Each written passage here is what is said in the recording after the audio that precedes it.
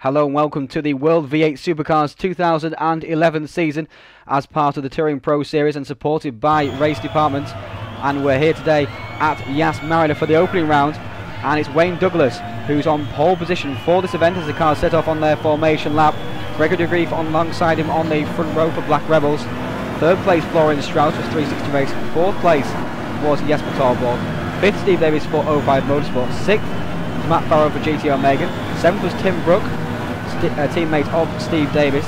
8th was Ben Crooks, who's teammate of Jesper Torborg, 3ID FCR.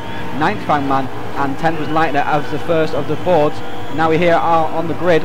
Away they go on the standing start. It's Gregory de Grief who gets the jump on Wayne Douglas down towards the first corner. Great start there from Wayne Douglas, and also Florian Strauss looking for the inside as well, going into turn 1. Strauss is still in third. Fourth is still Torborg, on board with Gregory de Grief looking back at the pack. Oh, and Douglas almost hit it. I think he just did touch the back of de Grief through there, but lap 2 now, and we are watching Chris Butcher in the yellow and white car pursuing Samuel Lenonen in the purple car. Butcher driving forward, Tierhelm Remsport. He's going to make a move up the inside of Samuel. Oh, he's hit the curb almost over onto his roof, almost rolling his Commodore then, but he managed to get the place anyway. Bit of a dent in the side of the car, and Samuel Lenonen is coming back at him. Down the second long back straight, down towards the next chicane. This one goes left, right, left. And out of shape, Lenonen way off out of shape, onto the outside of the circuit. Rejoins in front of Chris Butcher. But he will let him back through now. Lap 3, Wayne Douglas is still pursuing Gregory de Grief. There's a bit of gap back now though to Strauss and Torborg as they come around towards the Yas Marina Hotel. And Douglas is looking up the inside to take the lead on the inside, but can Gregory cut back again? Douglas still has the inside, but he's run too deep in, I think onto the grass, onto the gravel, spins it, on, smash, into him goes Strauss, into him goes Torborg and Davis and Brook. Oh, it's a big impact there, squeezing through goes Crooks, Wilson, Nielsen. Stranded is Wayne Douglas with huge damage. But the field carries on. Now here we are with Adam Egby for DSB Motorsports. He's just coming behind. I think that's Steve Davis recovering from that incident earlier, and through goes Lee Palmer on his teammate, taking advantage of the fact that Adam was slowed up as they're 3 wide going down the straight, and they overtake Steve Davis.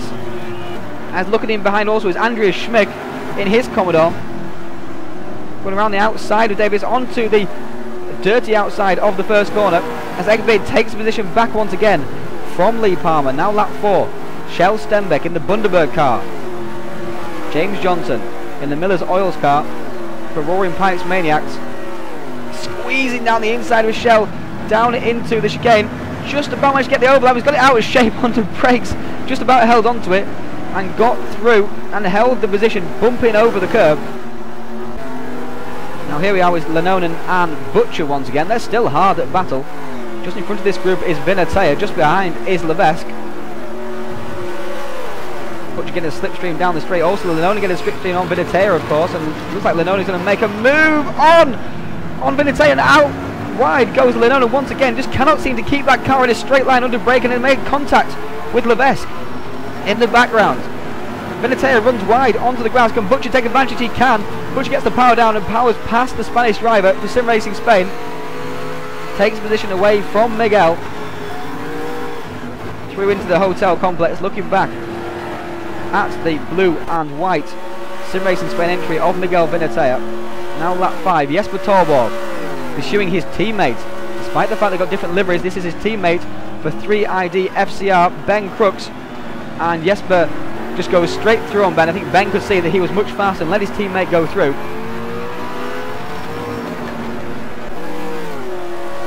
We are with Tim Brook in 6th position, being challenged by Norbert Leitner. Of course, Tim has big damage from that incident earlier, and through is going to go Norbert. Take the position away. The Hungarian doing very well here. I think he's the first of the 4 drivers. Now on to lap 6 only, and it's Levesque and Butcher, and looks like Johnson and Vinari are all involved in a big battle. Vinatea's got back ahead of this group, but Butcher looks like he's going to run on Levesque down the straight. A great slipstream it looked like into Chicane, they go, braking zone once again. Butcher struggling to get that car slowed down. Lots of drivers having trouble here. Of course, the low temperatures at night time really not helping the grip of the cars. But Butcher has made the position stick at least. Leveski is coming but straight back at him, of course. Johnson just keeping a watching brief. He's really in the best position here. Butcher goes defensive. Leveski's on the outside. Can he go right round the outside and take the inside for the next corner? He can indeed. Sweeps through. Great move there from William. Canadian Logitech driver really making his move as he runs wide though on the exit. Butcher just showed his nose and William just gave him a little bit too much room, but William gets the power down enough. Has the inside going towards the hotel, but now cutting back. Oh, cutting back was Butcher. On ball with the best, looking back at Butcher and Johnson. Johnson now going through on Butcher. A great move there. Contact both of them sideways. Butcher didn't see Johnson, I don't think. No damage, I don't think, but some time lost there for Johnson. Now Wayne Morgan battling with Hugo Heckenberg. Some real damage in this race. Drivers really struggling to keep the cars clean. It's the opening race of the championship, of course, but I expect better from these professional drivers.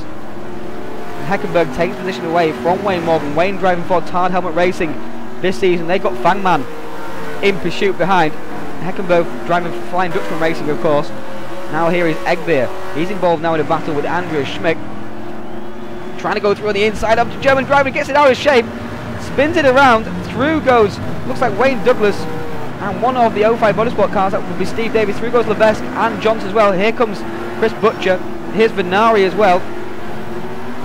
And Venari and now Chris Butcher side by side. Contact between those two once again as they bump their way through. But lots of damage here today, lots of mistakes. Expect them to be a bit more calm, but clearly not. With a 43 lap race, now lap 10. And it's Hugo Heckenberg versus one of the RPM cars. That's James Johnson. On the inside is Johnson. Looks like he's going to take the position down into the corner. Out of shape goes Heckenberg, trying to go around the outside. That's been good position defense if he can. Oh, he's hit the curb. Oh, bounced onto one with one the other, and then nudged the outside wall. No big damage, I don't think. That was a very strange accident. Just hit the anti-cut just a bit too hard. Now up ahead is Shell Stenbeck on board with Jari Venari. Into turn one they go. Venari very deep on the brakes. Shell looking quite apprehensive on the brakes. Out of the corner they come, and Venari got much better run out of there on the power much earlier. And Venari is going to take the place away from the Swedish driver. Now lap 13. Egbeer up ahead, on board with Mark Fangman. Fangman driving for Motorsport for All. Pursuing the DSC Motorsport driver, Adam Egbeer down the straight, lap 16. And it looks like he's going to make a clean move up the inside. That's how you make a pass. Oh, just about. Egbeer turning on him anyway. Should have given a bit more room there. Fangman just squeezed through, take the position away from Egbeer. Now lap 16. Tim Brook and Chris Butcher involved in a battle. Tim, having pitted, will have fresher tyres than his rival Chris Butcher. Getting a draft down the straight. Can he make a move on the inside? Can indeed. That's a nice clean move. Oh, just about. But he hits the inside curb a bit too much, and then around the outside is going to go Chris and get the power down once again. Again overlapping down the straight. Switch back to the inside goes Tim Brook. Can he squeeze down the inside once again? Looks like he's going to try and do so, but around the outside trying to go Chris, and Tim doesn't dare stick his nose in enough. Tim really is all over the back of the Tierhelm Rennsport driver. Now lap 17, Mark Fangman is making his way through the grid after starting from the pit lane, having missed the run to the grid. And he's going past Jari Venari with ease, it seems here. Through he goes, continuing his progress through the field.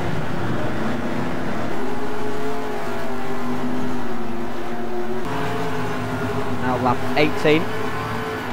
Little Vinatea just up ahead, on board with Wayne Douglas. There's Tim Brook, of course, and Chris Butcher still battling away. And Vinatea is trying to get through on Tim, of course, as Tim trying to defend from him and get past Butcher, while Douglas is just watching it all and looks like he's going to take some advantage. He's got a small run on Vinatea down the straight. Can he squeeze past?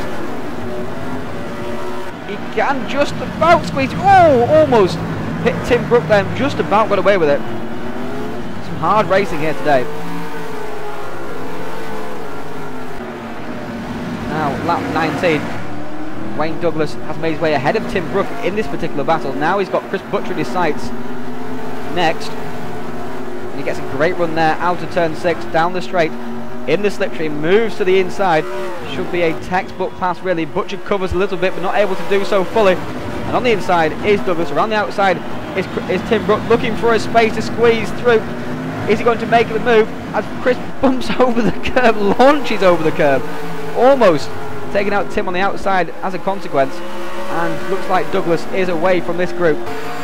Looking back at Butcher and Brook, just about managed to defend from Butcher, but Butcher then back down the inside of Douglas. Contact there, pushes Douglas wide. Douglas goes straight across the escape road, and through goes Tim Brook, almost taking him out as well. Vinatay goes through on Butcher also.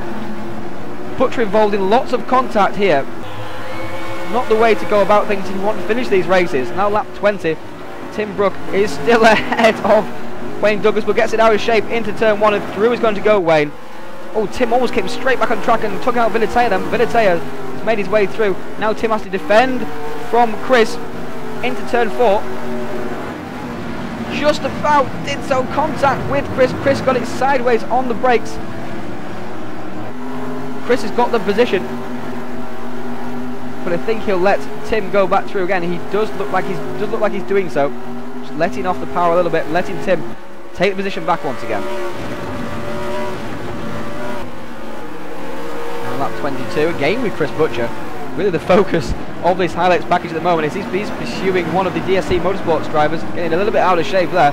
In behind is one of the RPM drivers, looked like it was Venari, I think. As wide goes, that is Adam Egbeer. Missed the apex completely onto the straight, and now they're all going to sweep past him. Around the outside is going James Johnson, so it's James Johnson, not Venari. Through goes Johnson as well. A good move, very strong move. Fangman is cracked in this group also. Now down the straight, Johnson has a run. Also on Chris Butcher. Oh, around the outside, Johnson is squeezed against the wall. Nowhere to go with him. Through goes Egbeer. Very opportunistic move there. On the inside now is Egbeer, but if Johnson can stick it around the outside, he has the inside for turn 3. Indeed, that's what happens, but now Egbeer, of course, has the inside for turn 4. Just about held them off. Turn 5 now, and through into turn 6, onto the long back straight. Lap 25, these are the leaders who've been keeping out of all the trouble. It's Matt Farrow who's leading from Gregory DeGreef. He's been leading ever since the first pit stop. And it's so close between these two. Gregory applying the pressure as much as he can on the leader, Matt Farrow. Of course, Gregory is the reigning champion. Here is Florian Strauss, who's expected to be a front runner here, but of course involved in that contact early on. Is now pursuing Anders Nielsen for 7th position. Up the inside, is going to squeeze just about. They both edge into there, and through has gone Florian for 360 Racing on Anders Nielsen, who's driving for Sweekos alongside Gary Lennon this season. Now lap 42, 10th place is Wayne Douglas, of course, recovering also, just like Florian Strauss, from that lap 3 altercation. He's pursuing Steve Davis. He's had a strong run for 05 Motorsport, but is also involved in that lap 3 incident, and contact there as Douglas just sends one up the inside, sliding into the corner. Just about got it stopped in time, but contact there with Steve Davis. But the winner of the race after 43 laps and almost 30 laps of holding off, the reigning champion Matt Farrow takes his first World V8 Supercars win for GT Omega Racing. 2nd place, Gregory DeGreef. 3rd place, Ben Crooks of 3AD FCR. 4th place, a fantastic effort there from John Wilson. 5th was Jesper Torborg, 3AD FCR, so a good result there for that team in their championship. 6th was Norbert Leitner, the best of the Fords. 7th, Florian Strauss. 8th, Anders Nielsen, the 2nd Ford in the race. 9th was a pole sitter, Wayne Douglas, and rounding out the top 10 was Steve Davis. Join us again in 2 weeks' time for the 2nd round. That's 78 laps around Adelaide, and we'll bring it from you live from Race Department.